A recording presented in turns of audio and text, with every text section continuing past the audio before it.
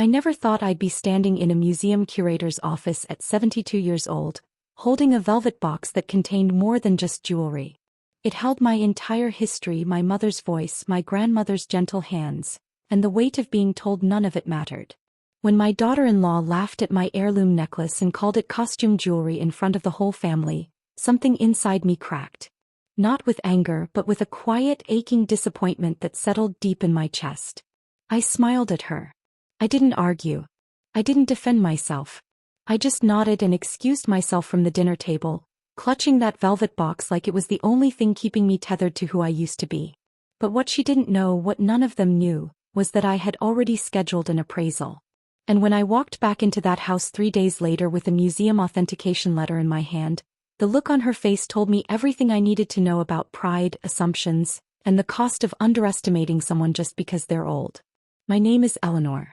I've lived a long life, not an easy one but a full one. I raised 3 children mostly on my own after my husband passed when I was 48. I worked 2 jobs for years, cleaned houses in the morning and worked the evening shift at a diner until my feet ached so badly I could barely stand. But I never complained. I did what mothers do. Kept going. I kept my children fed, clothed, and educated. I kept the memories of their father alive in our home. And I kept one other thing safe too. A small wooden jewelry box my mother gave me the week before she died. Inside were pieces that had been passed down through 3 generations of women in my family.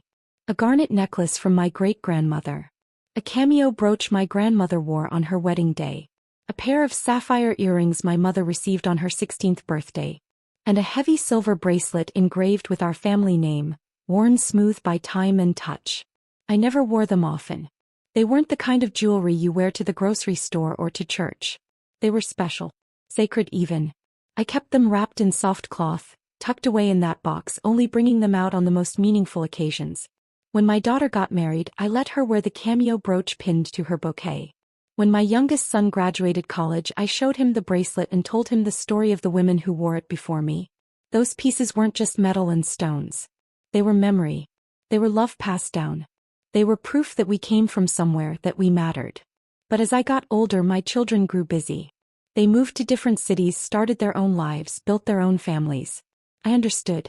That's what you're supposed to do. You're supposed to let them go.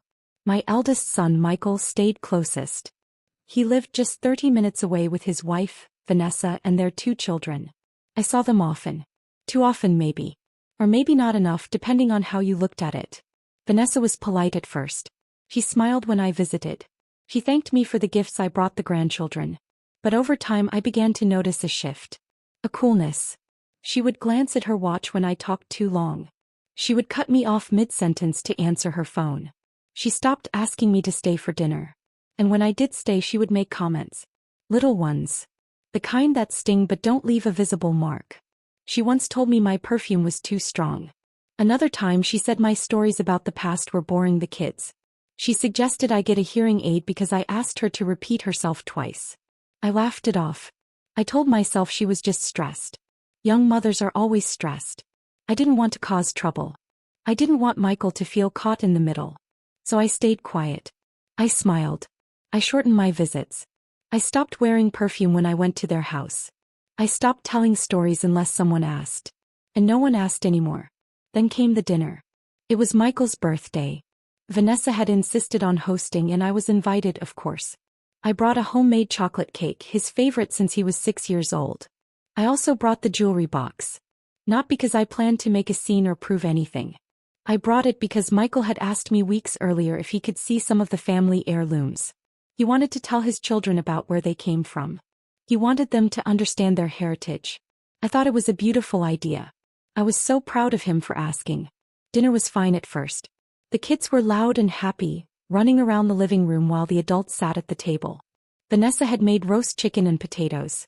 It was a little dry, but I didn't say so. I complimented everything. I thanked her for hosting. I helped clear the plates without being asked. And then after dessert, Michael brought up the jewelry. He asked me if I had brought the box. I nodded and retrieved it from my purse. I set it on the table gently, like placing a sleeping baby into a crib. Everyone leaned in.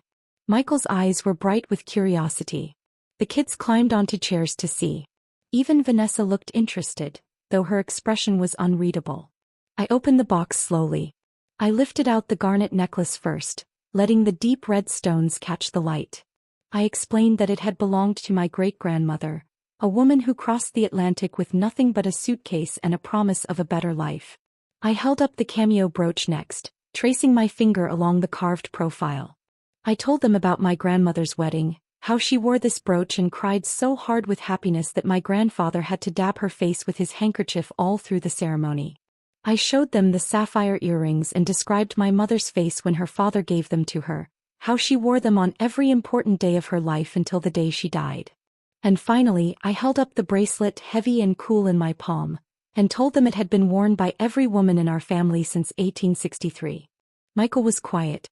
His daughter reached out carefully to touch the bracelet, her little fingers so gentle. I felt my throat tighten with emotion.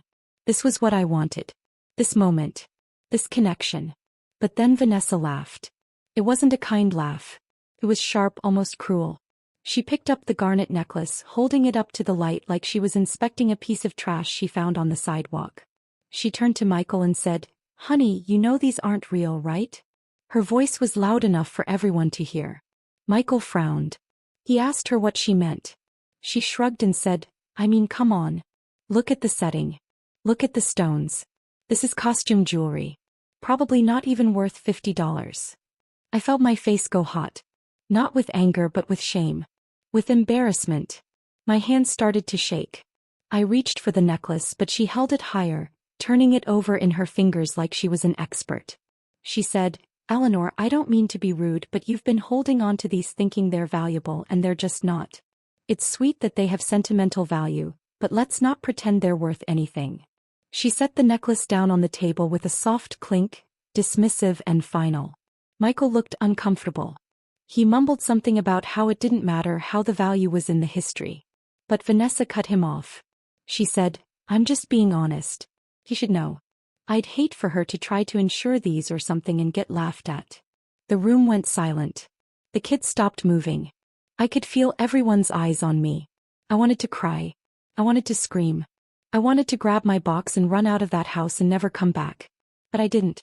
I just sat there staring at the necklace on the table, feeling smaller than I had in years. I thought about my mother's hands placing that necklace around my neck on my wedding day. I thought about my grandmother's smile.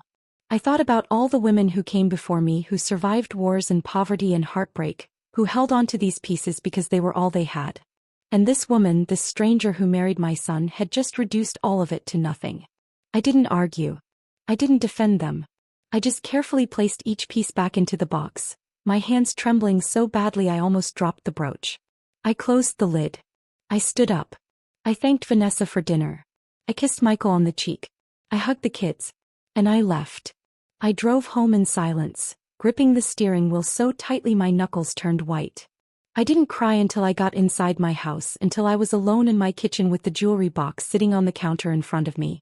Then I let it all out. I cried for my mother. I cried for myself. I cried because I felt invisible, worthless, erased. But somewhere in the middle of that breakdown something shifted. I wiped my eyes. I made myself a cup of tea. I sat down at my kitchen table and I thought about what Vanessa had said. And I realized something. He didn't know. She assumed. She looked at old jewelry and saw junk because it didn't sparkle like the things she saw in mall stores. She had no idea what she was looking at. And maybe that wasn't entirely her fault. Maybe I had been too quiet, too humble, too afraid to assert myself. Maybe I had let people underestimate me for so long that I started to believe I wasn't worth much either. I had kept a small folder of paperwork related to the jewelry things my mother had given me. Old receipts, a letter from a jeweler in the 1940s, some notes written in my grandmother's shaky handwriting. I pulled that folder out and I read through it. And then I did something I had never thought to do before. I looked up antique jewelry appraisers in my area. I found one connected to a museum, a woman with decades of experience in historical pieces. I called her office the next morning. I explained what I had. She asked me to bring the pieces in. I made an appointment for 2 days later. I barely slept those 2 nights.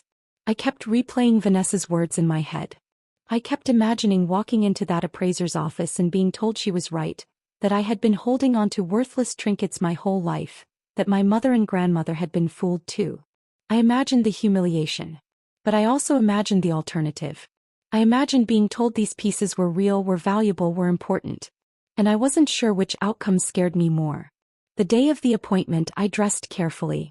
I wore my nicest blouse and a pair of slacks I usually saved for church.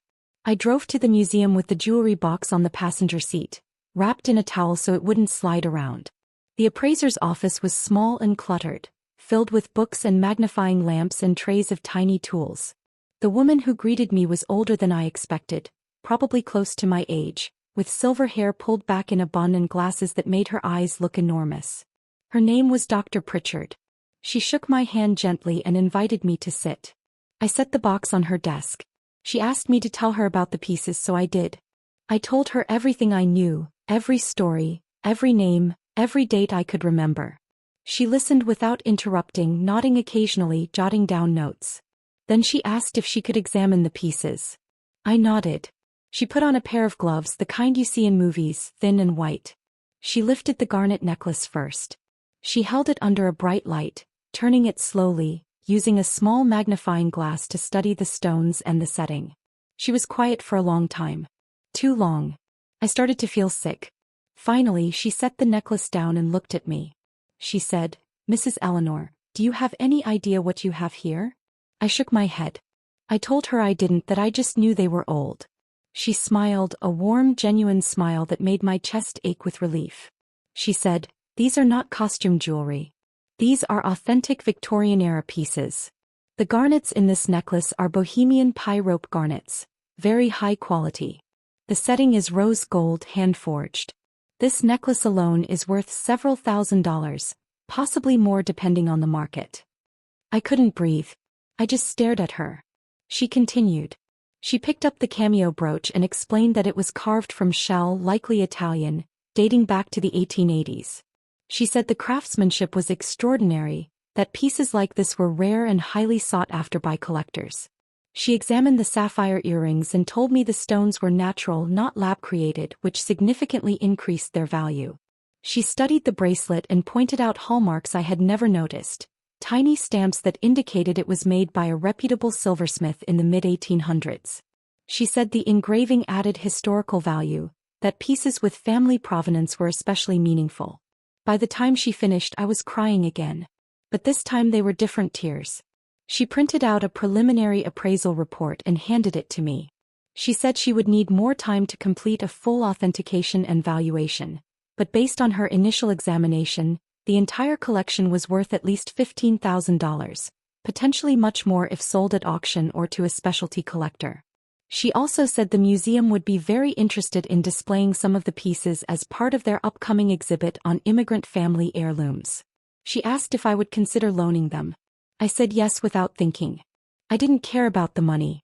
I cared about being seen, about being believed, about knowing that my mother and grandmother had been right to hold on to these pieces, that they had mattered. Dr. Pritchard scheduled a follow-up appointment and gave me her card. She told me to keep the jewelry in a safe place, that it was more valuable than I realized in every sense of the word. I thanked her, my voice shaking. I drove home in a daze. I sat in my car in the driveway for 20 minutes just staring at the appraisal report. I read it over and over again. Victorian. Authentic. Rose gold. Natural sapphires. $15,000. Museum exhibit. I felt like I was holding proof that I existed, that my family existed, that we had been worth something all along. I didn't call Michael right away. I didn't call anyone. I needed time to process. I needed to sit with this knowledge, to let it settle into my bones. I spent the next 2 days in a strange kind of limbo, going through the motions of my daily routine but feeling like I was floating outside of myself. I watered my plants. I watched my shows. I made my meals. But my mind was somewhere else entirely. I kept thinking about Vanessa's face. I kept imagining the moment I would tell her. Not out of spite but out of a need to be seen. To be acknowledged. To be taken seriously. On the 3rd day I got a call from Michael. He asked how I was doing. He said Vanessa felt bad about what she said at dinner, that she didn't mean to hurt my feelings. He asked if I wanted to come over again, maybe this weekend. I told him I would think about it. Then I told him I had something to show him, something important. He asked what it was. I said he would see. I could hear the confusion in his voice, but he didn't push. He just said okay and told me he loved me. I said I loved him too and I meant it. That weekend I drove back to their house. I brought the jewelry box again, but this time I also brought the appraisal report in a folder. I wore the same blouse I had worn to the museum. I felt different. Stronger. Not angry but certain. When I walked in, Vanessa greeted me at the door with a smile that didn't quite reach her eyes. He said it was good to see me. I nodded. Michael hugged me tight and asked if I was feeling okay. I told him I was feeling better than I had in a long time. We sat down in the living room. The kids were playing in the other room. Vanessa offered me tea. I accepted. We made small talk for a few minutes, the kind of surface-level conversation that fills space but doesn't mean much. Then I set the jewelry box on the coffee table. Vanessa glanced at it and shifted in her seat. She started to say something, probably an apology she had rehearsed, but I held up my hand gently. I said, "Before you say anything, I need to show you something." I opened the folder and took out the appraisal report. I handed it to Michael first. He read it silently, his eyes moving quickly over the page. His expression changed from confusion to surprise to something close to awe. He looked up at me and said, "Mom, is this real?" I nodded. I said, "Every word." He handed the report to Vanessa. She took it reluctantly, like she already knew what it would say and didn't want to face it. She read it slowly. I watched her face the whole time. I saw the exact moment it hit her. Her cheeks went pale. Her mouth opened slightly. Her hand started to shake just a little. She looked up at me, then back down at the paper, then up at me again. She said, "I don't understand." Her voice was small, almost childlike. I said, "The jewelry you said was fake. The pieces you said weren't worth $50. They're worth at least $15,000. They're authentic Victorian heirlooms. The museum is going to display them." The room went very quiet. Michael was staring at Vanessa. Vanessa was staring at the report. I was staring at both of them, feeling a strange mix of vindication and sadness. Vanessa set the paper down on the table like it had burned her. She said, "Eleanor, I am so sorry. I didn't know. I just assumed." I said, "I know you did. But that's the problem, isn't it? You assumed. You looked at me, at my things, at my life, and you assumed none of it was worth much. You assumed I didn't know any better. You assumed I was just a silly old woman holding on to junk." My voice didn't rise. I wasn't yelling. I was just speaking the truth, calm and clear. She started to cry. Not loud, dramatic sobs, but quiet tears that slid down her cheeks. She said, "I didn't mean it like that. I swear I didn't." Michael put his hand on her shoulder, but he didn't say anything. I think he didn't know what to say. I continued, "You hurt me. Not just because you were wrong about the jewelry, but because you made me feel small. You made me feel like I didn't matter. Like my mother and grandmother didn't matter. Like everything I've held on to and protected and cherished all these years was just trash." She was shaking her head, wiping her face with the back of her hand. She said, "I'm sorry. I'm so sorry." I took a deep breath. I said, "I didn't come here to punish you. I came here because I needed you to understand. I needed you to see me. Not as an old woman who's in the way or a burden or someone to tolerate, but as a person. As someone who has lived and loved and lost and survived. As someone who carries history in her hands." I reached into the jewelry box and took out the cameo brooch. I held it up between us. I said, "This brooch was worn by my grandmother on the happiest day of her life. She crossed an ocean to start a new life. She worked in a factory until her fingers bled. She raised 7 children in a 2-room apartment. And she never let go of this brooch because it reminded her that she was worth something. That she came from something." I set the brooch down gently. I said, "You don't have to love these pieces. You don't have to care about antiques or history or any of that. But you do have to respect that they mean something to me. That I mean something. That the people who came before me meant something." Vanessa was openly crying now. She said, "You're right. You're absolutely right. I've been awful. I've been dismissive and rude and I didn't even realize it. I'm sorry, Eleanor. I really am." Michael finally spoke. He said, "Mom, I'm sorry too. I should have said something that night. I should have stood up for you. I just didn't want to make things worse." I looked at my son, this man I raised, and I saw the guilt in his eyes. I said, "You didn't do anything wrong, sweetheart. But going forward, I need you to remember that I'm still here. I'm still your mother. I still matter. He nodded, tears forming in his own eyes now. He said, "You've always mattered, Mom. Always." We sat there for a while, the three of us, surrounded by the weight of everything that had been said. Eventually the kids ran into the room, oblivious to the heavy atmosphere, asking for snacks and attention. Vanessa stood up and excused herself, saying she needed a minute. Michael helped her up and they disappeared into the kitchen. I could hear them talking quietly, her voice breaking every few words. I sat alone with the jewelry box and the appraisal report, feeling a strange sense of peace. Not happiness exactly, but something close to it.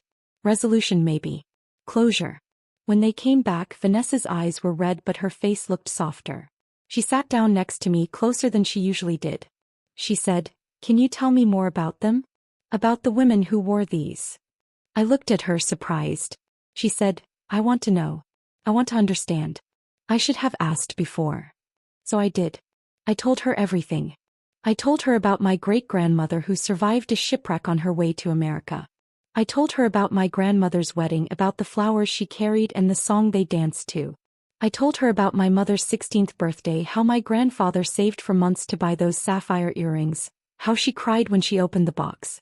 I told her about the bracelet, how it had been passed down through generations, how each woman added a new scratch or dent, a new story. Vanessa listened. Really listened. She asked questions. She touched the pieces gently, reverently. She said, "I can't believe I almost threw this all away with my words." I said, "You didn't know. But now you do." She nodded. She said, "Will you teach me? Will you tell me all the stories so I can pass them on to the kids?" I felt my throat tighten again. I said, "I would love that." Over the next few weeks things changed. Vanessa started calling me more. Not out of obligation but because she wanted to. She invited me over for coffee and asked me to bring old photo albums. She recorded me telling stories on her phone so she wouldn't forget the details. She started asking my opinion on things, actually listening to my answers. Michael noticed. He told me he was grateful, that he had been worried about us for a long time but didn't know how to fix it. I told him it wasn't his job to fix us. It was our job. And we were doing it. The museum exhibit opened 2 months later. Dr. Pritchard called me and invited me to the opening event. She said my pieces were featured prominently, that they had drawn a lot of attention. I asked if I could bring my family. She said of course. So I did. Michael, Vanessa, the kids, even my other 2 children flew in for the weekend. We all stood together in front of the display case, looking at my mother's jewelry behind glass, lit up and labeled with little plaques explaining their history and significance. The plaque mentioned my family by name. It mentioned the immigrant journey, the generations of women, the preservation of heritage. I stood there with my children and grandchildren around me and I felt whole. Vanessa squeezed my hand. She leaned over and whispered, "Thank you for not giving up on me." I squeezed back. I said, "Thank you for listening." We stayed at the museum for hours. The kids asked a million questions. Michael took pictures. My daughter cried. My youngest son kept saying he couldn't believe his grandmother was in a museum. It was one of the best days of my life. Not because of the jewelry or the validation or even the apology, but because I felt seen. I felt heard. I felt like I mattered. In the months that followed, I thought a lot about what had happened. About Vanessa's assumptions and my silence. About how easy it is to underestimate someone, especially someone older, someone quieter, someone who doesn't demand attention. I thought about all the times I had let people overlook me, dismiss me, talk over me because I didn't want to cause trouble. I thought about how much of myself I had lost in that silence. And I decided I wasn't going to be silent anymore. Not in a loud, aggressive way, but in a firm, steady way. I started speaking up when something bothered me. I started saying no when I didn't want to do something. I started asserting my needs and my boundaries. And it felt terrifying at first, but then it felt good. It felt like coming home to myself. Vanessa and I grew closer. Not perfect but real. She still annoyed me sometimes. I probably still annoyed her. But we talked about it. We didn't let things fester. She told me once that the whole jewelry incident had been a wake-up call for her, that she realized she had been treating a lot of people in her life with that same dismissive attitude. She said she was working on it. I believed her. I could see the effort. And that was enough. Michael told me he was proud of me. He said he didn't realize how much I had been holding in, how much I had been tolerating just to keep the peace. He said he wished I had told him sooner. I said I wished I had too. But we couldn't change the past. We could only move forward. And we were. Together. The jewelry stayed at the museum for 6 months. When the exhibit ended, Dr. Pritchard returned the pieces to me in person. She told me they had been one of the most popular parts of the show, that people had been moved by the story, by the connection between objects and memory. She asked if I would consider donating them permanently. I thought about it. I really did. But in the end I said no. I wanted them with me. I wanted to keep holding them, keep touching them, keep remembering. And I wanted to pass them on someday when the time was right, to someone who would understand their value. Not their monetary value, but their real value. The value of memory, of history, of love. I'm 72 now. I don't know how many years I have left. But I know this. I know that I matter. I know that my life has meant something. I know that the women who came before me matter and the stories they left behind matter. And I know that being quiet and accommodating and small doesn't protect you from hurt. It just makes you invisible. I don't want to be invisible anymore. I want to be seen. I want to be heard. I want to take up space in the world, even if it's just a small corner of it. Because I've earned that. I've lived long enough and loved hard enough and survived enough to deserve to be here, fully and completely. If I could go back to that night at Michael's house, to the moment Vanessa held up my necklace and called it fake, I don't think I would change anything. Because as much as it hurt, as much as it broke something open inside me, it also woke me up. It reminded me that I have a voice. That I have worth. That I don't have to accept being diminished just because it's easier than fighting back. And it gave me the chance to teach Vanessa something important too. Not through anger or cruelty, but through truth. Through the simple act of standing up and saying you were wrong and here's why. I think about my mother a lot. I think about the day she gave me the jewelry box, her hands trembling with age and illness, her voice soft but insistent. She told me to take care of these pieces. She told me they were important. She told me they were proof that we came from strong women, women who endured, women who survived. And she was right. I carry their strength with me every day. I carry their resilience. I carry their refusal to be erased. And now I'm passing that on. Not just through jewelry but through my own example. Through the way I stand up for myself. Through the way I refuse to be invisible. My grandchildren ask me sometimes to tell them stories about the jewelry. They want to know about the women who wore the pieces before me. And I tell them. I tell them everything. I tell them about survival and courage and love. I tell them about crossing oceans and building lives from nothing. I tell them about holding on to what matters, even when the world tells you it's worthless. And I tell them that they come from those women too. That their blood runs through these children's veins. That they carry the same strength, the same resilience, the same refusal to be small. I hope they remember. I hope when I'm gone and the jewelry is passed on to the next generation, they don't just see pretty objects. I hope they see faces. I hope they hear voices. I hope they feel the weight of all the hands that held these pieces before them. And I hope they understand that value isn't just about money or markets or appraisals. It's about connection. It's about memory. It's about love that transcends time and death and distance. Looking back now, I realize that the whole experience taught me something I should have known all along. That you can't let other people define your worth.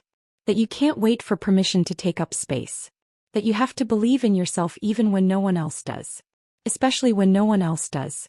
Because if you don't, if you let the voices of doubt and dismissal become louder than your own voice, you disappear. You become a shadow. And life is too short and too precious to spend it as a shadow. So I wear the bracelet now. Not every day but often. I wear it when I go to the grocery store and when I have coffee with friends and when I sit in my garden reading a book. I wear it as a reminder. A reminder that I am here. That I matter. That the women who came before me matter. That our stories are worth telling and our lives are worth remembering. And when people notice it, when they comment on how beautiful it is, I smile. I tell them thank you. And sometimes if they seem genuinely interested, I tell them the story. I tell them about the women who wore it before me. I tell them about the museum appraisal and the daughter-in-law who thought it was fake. I tell them about learning to stand up for myself at 72 years old. And they listen. They really listen. Because it's a good story. It's a true story. It's my story. And that's all any of us really have in the end. Our stories. The things we lived through. The people we loved. The moments that broke us and the moments that put us back together. The heirlooms we passed down, not just the physical ones but the invisible ones too. The lessons. The strength. The The belief that we are worth something, that we matter, that we deserve to be seen. Those are the things that last. Those are the things that can't be appraised or authenticated or put behind glass. Those are the things we carry with us always. I don't know what will happen to the jewelry when I die. Maybe it will go to one of my children. Maybe it will be divided among them. Maybe it will end up in another museum someday, telling the story of immigrant women and the objects they carried across oceans. I don't know. But I do know this. Whoever gets it, whoever holds it next, they'll know the truth. They'll know it's real. They'll know it's valuable. They'll know it mattered to me and to the women before me. And maybe, just maybe, they'll understand that the real value was never about the gold or the stones. It was about the love. It was always about the love. So if you're reading this or hearing this and you're someone who's been dismissed or underestimated or made to feel small, I want you to know something. You are not small. You are not worthless. You are not invisible. You matter. Your life matters. Your story matters. And you don't need anyone's permission or validation to take up space in this world. You don't need an appraisal to prove your worth. You are valuable simply because you exist. Simply because you've survived. Simply because you're here. Don't let anyone tell you otherwise. Don't let anyone make you doubt that.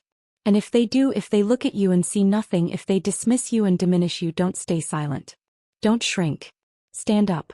Speak your truth. Show them who you are.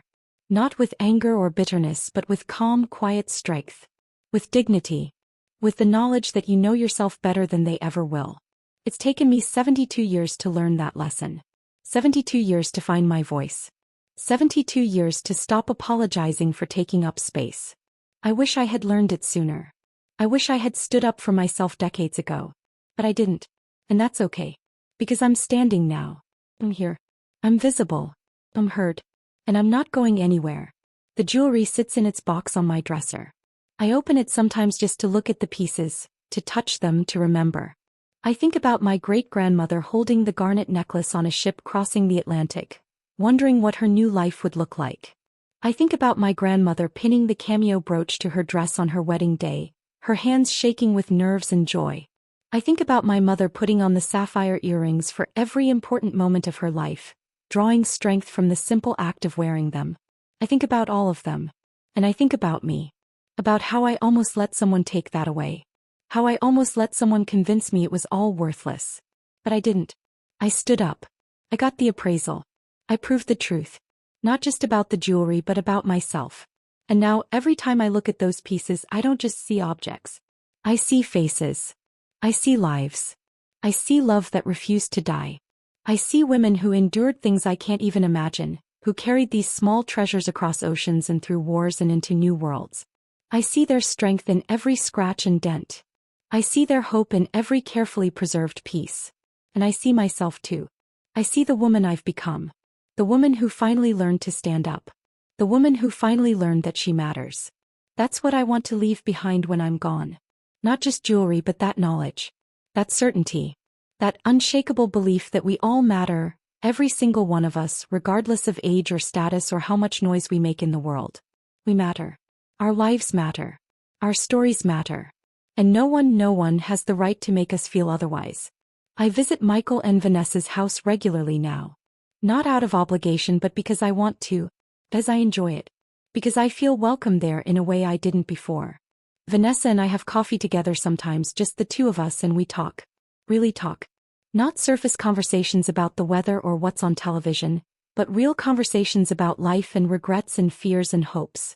She told me once that she wishes she had known her own grandmother better, that her grandmother died when Vanessa was young and she barely remembers her. She said she doesn't want to make that same mistake with me, doesn't want her children to grow up with only vague memories of their grandmother. She said she wants them to know me. To really know me. And they do now. My grandchildren know the stories. They know about the jewelry and the women who wore it. They know about their great-great-great-grandmother who crossed the ocean. They know about sacrifice and survival and strength. But more than that, they know me. They know I like raspberry jam on my toast and that I watch old movies on Sunday afternoons. They know I can't stand the smell of lilies, but I love roses. They know I hum when I'm cooking and that I always keep peppermints in my purse. They know the real me, not just the grandmother who shows up for birthdays and holidays, but the person.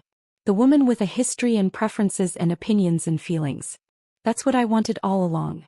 Not to be put on a pedestal or treated like I'm fragile. Just to be seen. To be known. To be included. And now I am. It took a painful confrontation and a museum appraisal to get here, but we made it. We're here. And it feels good. Feels right. I've started writing things down too. Stories, memories, little details about my life and the lives of the women before me. I bought a journal, a nice one with a leather cover, and I write in it almost every day. I write about my childhood, about my parents, about growing up during harder times. I write about meeting my husband, about falling in love, about the early years of our marriage when we had nothing but each other. I write about raising my children, about the fear and exhaustion and overwhelming love. I write about losing my husband, about the grief that nearly swallowed me whole, about learning to live again. I write about getting older, about watching my body change and my world shrink and my friends disappear one by one. But I also write about the good things. The small joys. The unexpected moments of beauty. The resilience I didn't know I had. I'm writing it all down so that when I'm gone, my children and grandchildren will have more than just jewelry to remember me by. They'll have my words. My voice. My truth. They'll know what my life was really like, not just the edited version people share at funerals, but the messy, complicated, beautiful truth. They'll know I struggled. They'll know I doubted myself. They'll know I made mistakes. But they'll also know I survived. They'll know I loved fiercely. They'll know I never gave up even when I wanted to. I've been thinking a lot about legacy lately. About what we leave behind.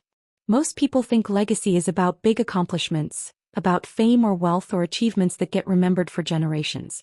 But I don't think that's true. I think legacy is smaller and more personal than that. I think legacy is the way you make people feel. The lessons you teach, not through lectures but through example. The love you give freely even when it's not returned. The strength you show in quiet moments when no one's watching. That's legacy. That's what lasts. And I think about the legacy of the women in my family. None of them were famous. None of them had wealth or power. But they all had strength. They all had courage. They all had an unshakable belief that they deserved to survive, to endure, to build something better for the ones who came after them. That's the legacy they left me. Not jewelry, though the jewelry is a symbol of it. But the real legacy is internal. It's the voice inside me that says keep going when everything hurts. It's the belief that I am worth fighting for, that my life has meaning, that I matter. They gave me that. And now I'm giving it to my children and grandchildren. I'm teaching them through my words and my actions that they are strong enough to survive anything.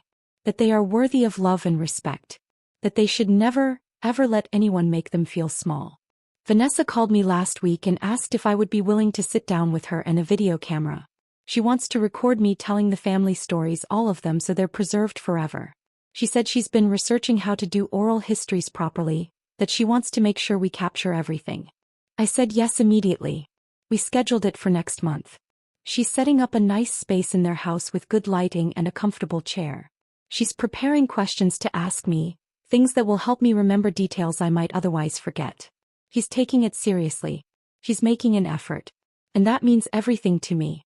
I've also been contacted by a few other people since the museum exhibit. A local historical society wants to interview me about immigrant family heirlooms. A journalist writing a book about women's history asked if she could include my story. A genealogy group invited me to speak at one of their meetings. I said yes to all of it. Not because I want attention or recognition, but because I want to contribute. I want to add my voice to the record. I want to make sure that stories like mine, stories like my mother's and grandmother's, don't get lost. Because they're important. Not just to me and my family, but to everyone. They're part of the larger story of who we are, where we came from, how we survived. They're part of history. Sometimes I still can't believe any of this happened.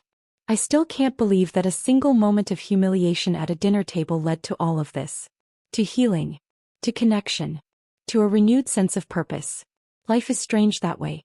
The worst moments sometimes crack us open just enough to let light in. The most painful experiences sometimes lead to the most profound growth. I didn't want to go through what I went through. I didn't want to feel dismissed and invisible and worthless. But I did. And because I did, because I faced it instead of running from it, I came out stronger. I came out more myself than I've been in years. I look at the jewelry differently now too. Before, I saw it as a burden almost. A responsibility. Something I had to protect and preserve for future generations. And it is that, but it's also more. It's a reminder. A reminder that beauty and value aren't always obvious. That things can be dismissed and overlooked and underestimated, but that doesn't change what they truly are. The jewelry is real. It was always real. It didn't need an appraisal to be valuable. The appraisal just confirmed what was already true. And I think the same is true of people. We don't need external validation to be valuable. We already are. We always have been. But sometimes we need someone to remind us. Sometimes we need proof. Sometimes we need to see it in writing in black and white so we can finally believe it ourselves. That's what the appraisal did for me. It gave me proof. It gave me something tangible to hold on to when doubt crept in. It gave me the courage to stand up and say I was right. You were wrong. This matters. I matter. And that courage has spread into other areas of my life. I've started advocating for myself in ways I never did before. When my doctor rushes through an appointment, I ask him to slow down. When a store clerk is rude to me, I don't just accept it. When someone talks over me in conversation, I speak up. I'm not aggressive. I'm not mean. But I'm firm. I'm clear. I'm present. And it feels powerful. I've also reconnected with some old friends, women I lost touch with over the years because life got busy or distance got in the way. I reached out to them. I called. I wrote letters. I invited them for coffee or lunch. And most of them responded. Most of them were happy to hear from me. We've been getting together regularly now, a small group of women in our 70s and 80s, sharing stories and laughter and memories. We talk about our lives, our children, our regrets. We talk about aging and illness and loneliness. But we also talk about joy and resilience and the unexpected freedoms that come with getting older. The freedom to stop caring what people think. The freedom to speak our minds. The freedom to be fully, unapologetically ourselves.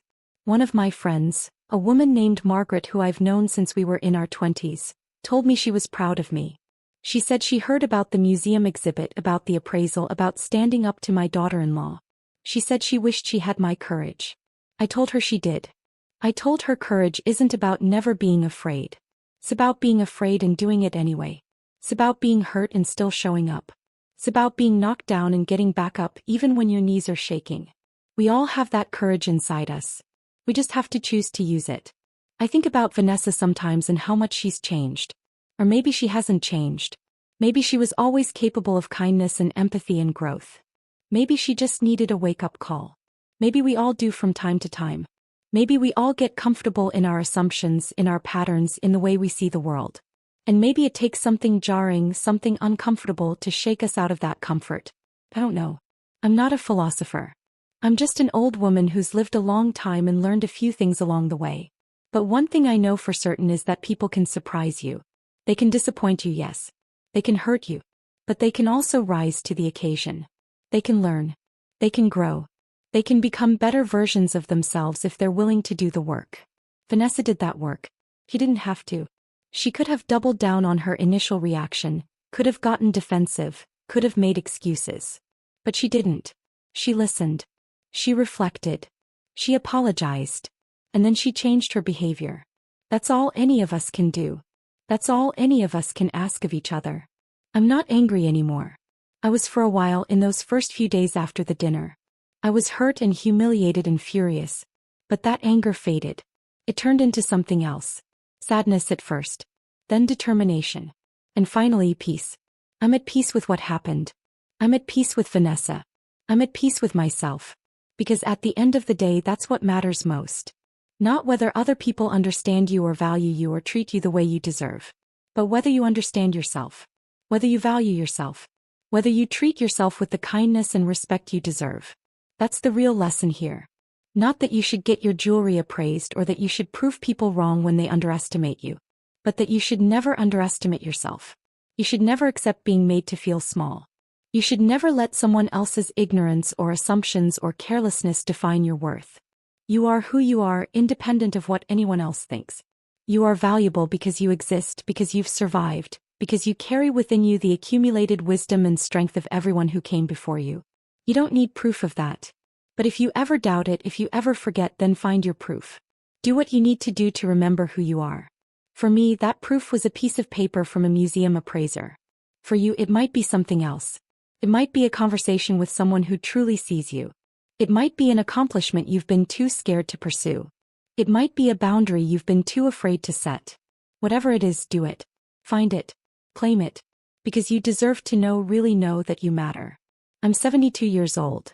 I've lived through decades of change and challenge. I've raised children and buried loved ones. I've worked hard and sacrificed much. I've been invisible for too long. But not anymore. Now I'm seen. Now I'm heard. Now I'm known. And it's not because of the jewelry or the museum or the appraisal, though those things helped. It's because I decided I was worth fighting for. I decided I deserved to take up space. I decided I mattered. And once I decided that, once I truly believed it, everything else fell into place. So this is my story. A story about jewelry and family and a daughter-in-law who made a thoughtless comment. But it's also a story about finding your voice after a lifetime of silence. About standing up for yourself when it would be easier to stay quiet. About believing in your worth even when the world tells you you're worthless. About the courage it takes to be fully, completely, unapologetically yourself. I hope my story resonates with someone out there. I hope it helps someone feel a little less alone. I hope it gives someone the courage to speak up, to stand up, to take up space. Because we all deserve that. Every single one of us. Regardless of age or background or circumstance. We all deserve to be seen. We all deserve to be heard. We all deserve to matter. And we do matter. I know that now. I believe it with every fiber of my being. I matter. You matter. We all matter. Our stories matter. Our lives matter. Our legacies matter. Not because of what we own or what we've accomplished or who remembers our names after we're gone. But because we're here. Because we've loved and been loved. Because we've survived and helped others survive. Because we carry within us the strength of generations, the resilience of those who came before, the hope of those who will come after. That's what the jewelry represents to me now. Not just beautiful objects or monetary value or museum-worthy artifacts. But connection. Continuity. The unbroken thread that links past to present to future. The reminder that we're part of something larger than ourselves. That our lives, no matter how small they might seem, are woven into the fabric of history. That we matter because we're part of the great human story, the story of survival and love and resilience that has been told and retold for as long as people have existed. When I hold the garnet necklace now, I feel my great-grandmother's hand in mine. When I touch the cameo brooch, I hear my grandmother's laughter. When I look at the sapphire earrings, I see my mother's smile. And when I wear the silver bracelet, I feel the strength of all the women who wore it before me, running through my veins, reminding me that I come from survivors, that I am a survivor, that I will endure. That's my legacy. That's what I'm passing on. Not just jewelry, but the knowledge that we are stronger than we think. That we are more valuable than we've been told. That we deserve to take up space in this world, to be seen and heard and known. That our stories matter. That we matter. So to anyone who's ever felt invisible, to anyone who's ever been dismissed or underestimated or made to feel small, I want to say this. You are not small. You are magnificent. You are worthy of love and respect and dignity. You are valuable beyond measure. And you don't need anyone's permission to believe that. You don't need an appraisal or validation or proof. You just need to decide. Decide that you matter. Decide that your story deserves to be told. Decide that you're worth fighting for. And then do it. Stand up. Speak up. Take up space. Be yourself fully and completely. Because the world needs you. Your family needs you. And most importantly, you need you. That's the truth I've learned at 72 years old. That's the gift the jewelry gave me. Not financial security or status or recognition. But the reminder that I've always been valuable. I've always mattered. I just forgot for a while. But I remember now. And I'm never forgetting again. This is my story. The story of an old woman and her jewelry and a daughter-in-law who didn't know any better. But it's also the story of finding yourself after a lifetime of being lost. Of discovering your voice after years of silence. Of learning that it's never too late to stand up for yourself, to claim your worth, to be who you were always meant to be. And if my story can help even one person do the same, if it can give even one person the courage to speak up or stand up or simply believe in themselves, then it was worth telling. Then every painful moment, every tear shed, every moment of doubt and fear and shame was worth it. Because that's what stories are for. To connect us. To remind us we're not alone. To give us courage when we're afraid. To show us that survival is possible, that growth is possible, that change is possible. I am 72 years old. I am a mother, a grandmother, a friend. I am a daughter of immigrants and survivors. I am the keeper of family heirlooms and family stories. I am a woman who was invisible for too long but refuses to be invisible anymore. I am worthy. I am valuable. I matter. And so do you.